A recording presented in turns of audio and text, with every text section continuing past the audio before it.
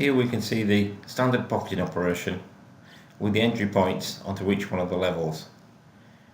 So without the option for the entry hole, there is multiple entry points on each one of the levels.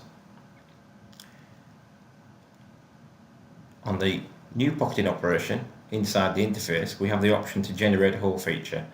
When this is active, the hole feature is generated, which is also minimized to the minimum number of entry points.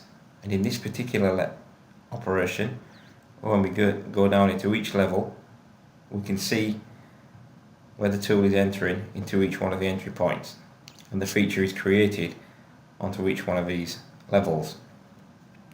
The feature can be used for drilling operations, to be able to create the drilling operation first, to be able to plunge onto these levels. So you can see here what we have is that onto the hole feature is automatically created with the option active, and the tool will always enter into those levels when it's been created. So we've got 1, 2, 3, 4 features automatically created. If there is also the ability that's been created to use a manual entry point, which we've selected here, so if the manual entry point is not achievable, it will also skip those inaccessible points.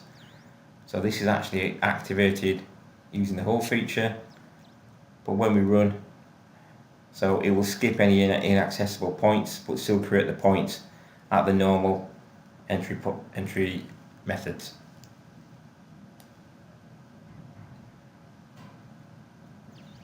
So we can still see that we have the 4 entry points, and the one that we've selected manually had been skipped.